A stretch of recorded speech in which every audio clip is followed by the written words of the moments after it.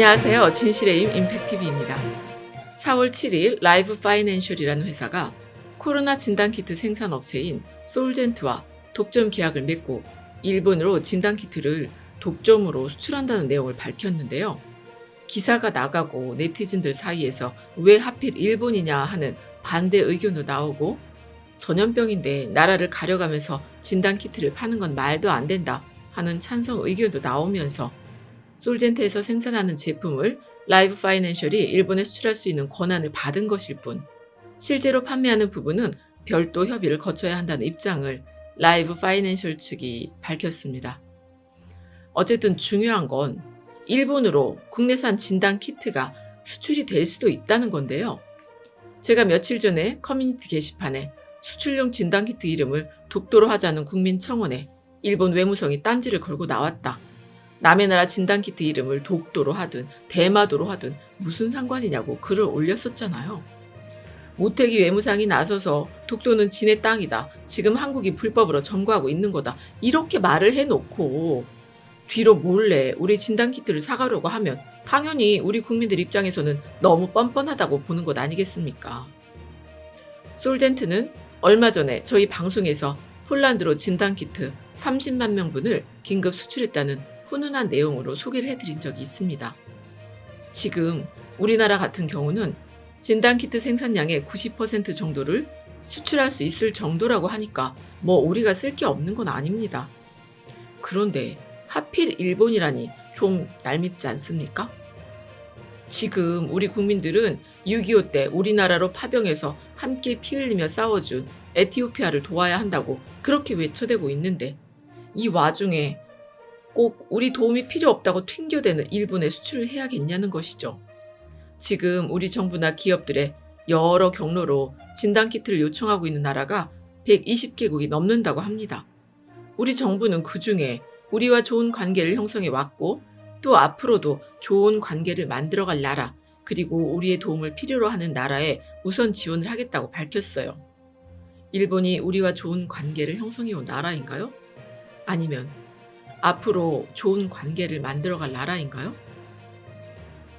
우리 도움을 필요로 할 정도로 국가 기반이 약한 나라도 아니지 않습니까? 더군다나 도와달라는 소리를 입 밖으로 내지 않고 있는 게 일본 정부잖아요. 예전에 일본에서 동일본 지진이 났을 때 우리 국민들이 십시일반 모아서 성금을 보냈더니 일본을 도와준 나라들을 소개하는 성금 리스트에서 우리나라는 올리지도 않고 누가 도와달라고 했냐 하면서 입을 싹 씻어버린 게 일본입니다. 지금 진단키트를 수출해줘도 누가 도와달라고 그랬냐? 우리가 돈 주고 산 건데 니네가 도와준 게 뭐냐? 그럴 나라라는 겁니다. 다른 나라 대통령들은 청와대에 전화기에 불이 날 정도로 전화를 해서 도움을 요청하고 우리나라랑 좋은 관계를 형성하려고 애를 쓰고 있는데, 아무리 물건 파는 거야 사기업 마음대로 하는 거라고 하지만 질병관리본부나 식약처 같은 정부 기관에서 협력하지 않았으면 민간업체들 힘만으로 국가에서 정식으로 허가해준 진단키트를 이렇게 빠른 시간 안에 만들 수 있었겠습니까? 혼자 힘으로 한 일이 아니니까 내가 팔고 싶은데 팔겠다고 나오면 우리 국민들 입장에서는 참 섭섭한 일이죠. 앞에 에티오피아 얘기를 잠깐 했는데요. 지난달 남수단에서 UN 임무를 수행하던 우리 한빛부대 장병들이 아프리카 전역에서 국경이 속속 닫히면서 귀국하는데 어려움을 겪었습니다. 그런데 에티오피아에서 전세기를 마련해 줘서 28일에 우리 국군 장병들이 고국으로 무사히 돌아올 수 있었다는 것 아닙니까?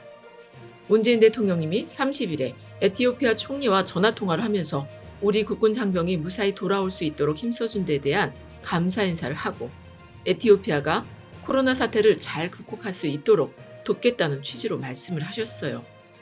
그것뿐입니까?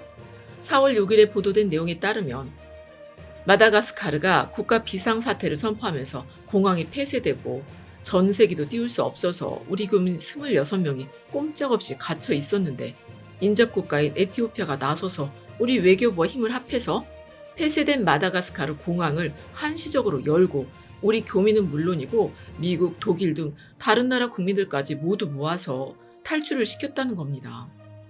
우리 정부도 이런 고마움을 갚기 위해서 에티오피아에 진단키트와 방역 등 지원 방안을 검토 중이라고 하고요.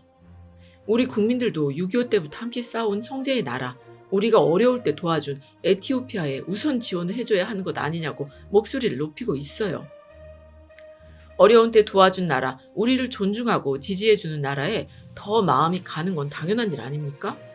물론 일본에 수출한다고 에티오피아를 도와주지 못하는 건 아니겠지만 진단용 수출키트 이름을 독도라고 해달라는 국민청원회까지 딴지를 거는 일본에 정말 이 와중에 정말 꼭 진단키트를 수출해야겠냐는 겁니다.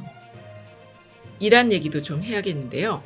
오늘 이란으로 정부 지원 진단키트 1차분이 도착했다고 외교부에서 밝혔습니다.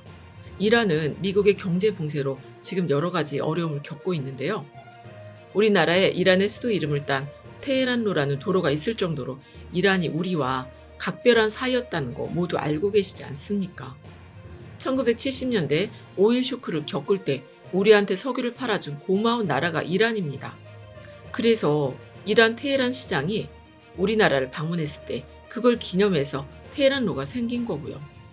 대장금이나 허준 같은 드라마를 그 어느 나라보다 열정적으로 사랑해주는 나라가 또 이란 아니겠습니까?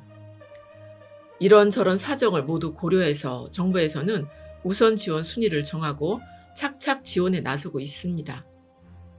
그런데 정말 이 와중에 아무리 기업은 이윤 창출을 목적으로 한다지만 우리 도움 필요 없다는 일본에 독점 수출을 해야겠냐는 거잖아. 안 그래도 팔 데가 널리고 널렸는데 말이죠. 정말 속상합니다.